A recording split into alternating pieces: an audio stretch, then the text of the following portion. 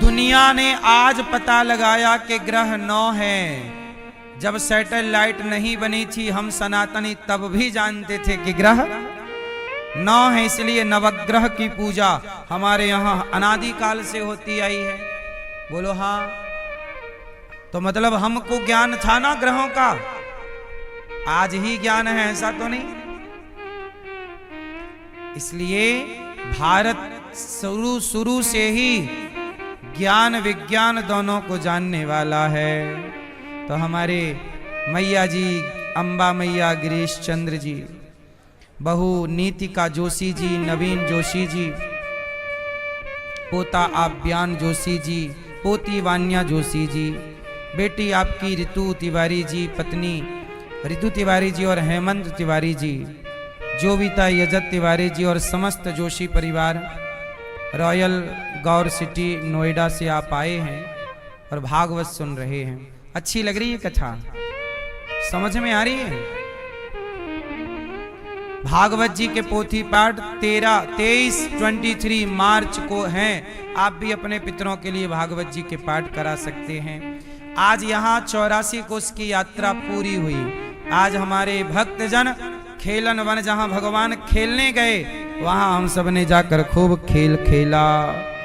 भगवान की बड़ी कृपा, आज ब्रजवासियों के टूक खाए मांग करके।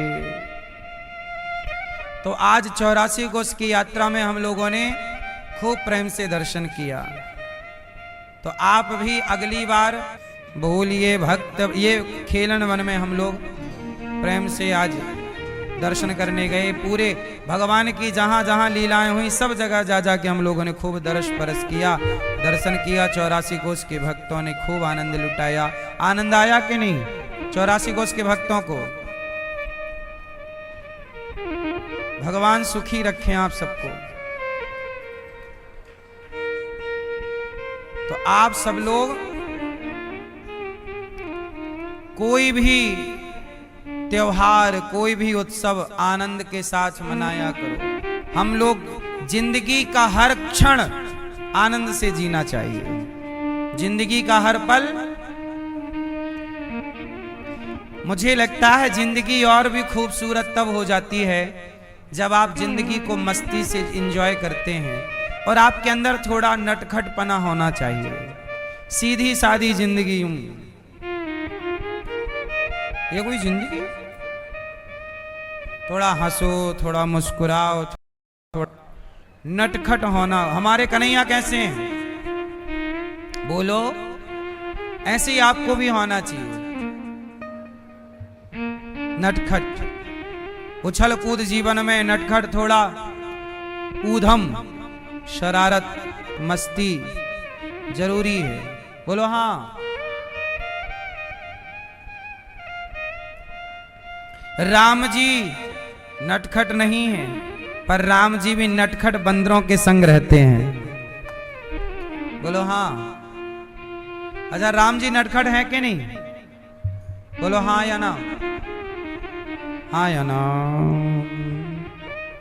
कन्हैया ज्यादा नटखट है, राम जी भी नटखट हैं, थोड़ा कम है। आपको नटखट होना चाहिए, पर खूब आनंद लिया करो जीवन का। हंसना सीखो, मजाक करना सीखो, मुस्कुराना सीखो। हर बात को सीरियस मत लिया करो। पत्नी कुछ कहती है तो सीरियस, आप लोग ऐसा कह दिया, मुंह फुला लिया। अरे कुछ बातों को मजाक में ले लिया करो, मजाक हंस लिया करो। हर बात पे सीरियस क्यों होना है? हर बात पे परेशान क्यों होना? कुछ बातें हंस के टाल लो। एक पत्नी थी, वो पत्नी बहुत सीरियस थी और पति बड़ा नटखट था। तो पत्नी बोली अपने पति को गुस्से में, अरे तुम तो एक नंबर के जानवर हो, जानवर। गलत किया मेरे पिता ने, तुम्हारे जानवर के संग ब्याह कर दिया मेरा। अब बताओ, आपकी पत्नी आपको कह दे तुम ठेठ जानवर हो, आपको तो बड़ा बुरा लगेगा। आप 4 दिन भोजन नहीं करोगे ठीक से, जानवर कह दिया। लेकिन उसका पति बहुत बिंदास था।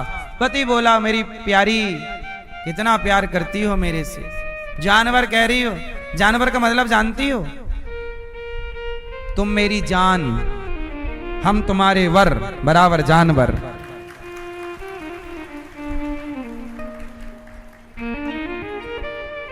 टेंशन लेना हो तो आप टेंशन ले सकते हैं इस बात पे कि पत्नी ने जानवर कह दिया, लेकिन इसे दूसरे वे पे लेना हो तो ये भी एक आनंद है। किन किन की बातों को लोगे गंभीरता से, पत्नी की बात, पुत्र की बात, टेंशन ना पाला। बेटे ने गाली दे दी, बेटे ने कुछ कह दिया, अब टेंशन पालोगे तो क्या हो जाएगा? कोई बात नहीं, कह दिया सो कह दिया, छोड़ो कल की बातें। हम लोगों ने उम्मीद भी तो इतनी कर रखी है। कई बार आपको उम्मीद मेरे से है, लेकिन मैं आपकी उम्मीद पे खरा नहीं उतरता तो आपको गुस्सा आने लग जाती है। आपकी उम्मीदें आपके पुत्र से हैं, और जब आपका बेटा आपकी उम्मीद पे खरा नहीं उतरता तो आपको गुस्सा आता है। तो बताओ, उसमें गलती बेटे की है कि आपकी है? आपकी ही गलती ये है कि आपने व्यर्थ की उम्मीदें क्यों पाल रखी हैं।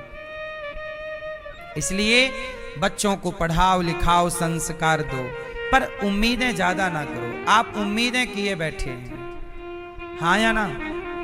क्यों? बंधन ना हो उम्मीदों का, खुश रहो, बिंदास रहो। कोई कुछ कह दे तो सीरियस मत लो, मुस्कुराने के भाव से ले लो। जो बात अच्छी लगे ग्रहण कर लो, जो बात अच्छी ना लगे उसका एक हंसने का अर्थ निकाल के खुश रहो। क्या हम टेंशन पाल के भी क्या करें? आपने हमें कुछ कह दिया, अब हम मुंह बनाए बैठ गए तो क्या होगा इससे? आपने तो कह ही दी ना, अब हम मुंह बनाए तो क्या होगा? कहते ना, तीर कमान से और बात निकल गई वापिस। अब जब देखो तब बैठे राम राम जपते रहते हो, कोई काम धाम नहीं करना, बैठे बैठे खाते हो। तुकाराम जी फिर भी बेचारी को कहें, वाह तुम कितनी अच्छी हो। लोग कहें, गुरु जी आपकी पत्नी कैसी है? तुकाराम जी से कहें, देखो आपकी पत्नी कितना डांटती है आपको, आपको अच्छा लगता है? तुकाराम जी बोले, ये डांटती है तो बहुत अच्छा है। बोले क्यों? बोले प्यार करती होती तो हम भी इसमें आसक्त होते, ये डांटती है तो अच्छा है कि हमारा चित्त इसमें ना लग के भगवान में लगा रहता है। हर जगह पॉजिटिविटी। सुखी वही है जो हर हाल में क्या ढूंढ ले? सकारात्मकता। हर बात पे पॉजिटिविटी। तो हमें गाली भी दो तो भी हम उसमें अच्छाई ही ढूंढेंगे। अब तुकाराम जी बैठे सत्संग करने, पत्नी बोली, सुनो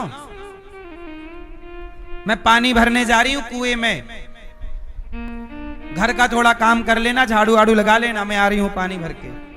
कुछ हम करें कुछ तुम करो। तुकाराम जी को बड़बड़ा के चली गई।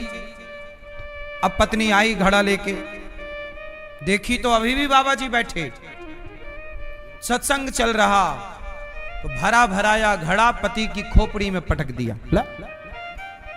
तुकाराम जी बोले अपने चेलों से, देखो हमारी पत्नी कितनी अच्छी है।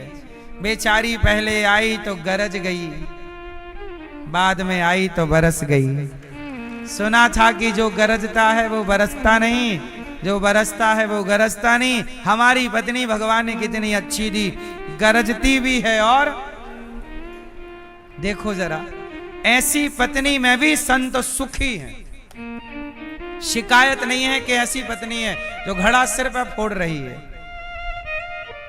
क्यों? आपकी पत्नी ऐसी तो नहीं है बरसने वाली? बोलो हाँ या ना। आपकी कैसी है भैया? सोच रहे पड़ गए आप, याद करने लग गए कब घड़ा पटकी थी इस खोपड़ी में? नहीं, ऐसी नहीं है। पर देखो मतलब अच्छी है, इसलिए खुश रहो।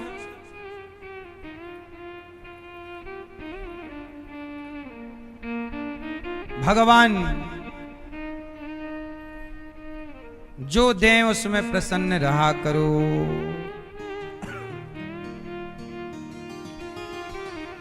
राजा परीक्षित जी ने कलयुग को रहने के 4 कमरे बनवाए। द्यूतम पानम स्त्रिया सूना। जुआ ना खेलो, शराब ना पियो, पराई स्त्री के चक्कर में ना पड़ो, बेईमानी का धन ना कमाओ। राजा परीक्षित जी ने सुखदेव भगवान से कहा कि मुझे एक संत जी का परीक्षित जी ने अपमान कर दिया। गले में मरा हुआ सांप डाल दिया, शाप लगा उन्हें। इति लंघित मर्यादम तक्षकः सप्तमे हनि, आज से 7वें दिन तक्षक डसेगा, मर जाओगे। राजा परीक्षित जी को लगा 7 दिन ही बचे हैं, हाथ जोड़ करके कहा सुखदेव जी से, गुरुदेव 7 दिन बचे हैं, बताइए मैं क्या करूं। अच्छा बताओ, जिसके जीवन में 7 दिन बचे हों, जिंदगी थोड़ी बची हो, उसे क्या करना चाहिए? मैया, जिसका जीवन थोड़ा सा रह गया हो, बताओ उसे क्या करना चाहिए? शराब पीना चाहिए, पराई स्त्री का संग करके क्लबों में घूमना चाहिए, मांस मदिरा लेना चाहिए, चोरी भ्रष्टाचार बेईमानी करना चाहिए, या भगवान का चिंतन करना चाहिए, आत्म कल्याण का साधन करना चाहिए? क्या करें बताओ? 7 दिन मरना है। परीक्षित जी घबराए, गुरुदेव मुझे जल्दी मरना है, बताओ मैं क्या करूं कि मेरा मरण सुधर जाए। मेरा क्या सुधर जाए? क्या सुधर जाए? मैया, मरण सुधर जाए। भैया क्या करें कि मरण सुधर जाए? चोरी करें, बेईमानी करें, पाप करें, छल करें, मरण किससे? चोरी करने से, बेने से, निंदा चुगली करने से, या पुण्य, भूखे को भोजन, प्यासे को पानी, भगवान का चिंतन? क्या करें कि हमारा पुण्य बढ़े और हमारा मरण सुधर जाए? मैया, मरण सुधारने के लिए क्या करना चाहिए? आप जरा हमारी माँ हो, हमें सलाह दो, फिर हम वही करेंगे। आप बताओ।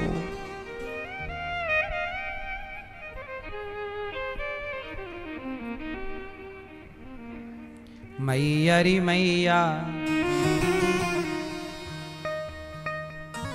मैया री मैया, छोटी सी मेरी एक ही बात बता दे। मरण सुधारने के लिए क्या करूं?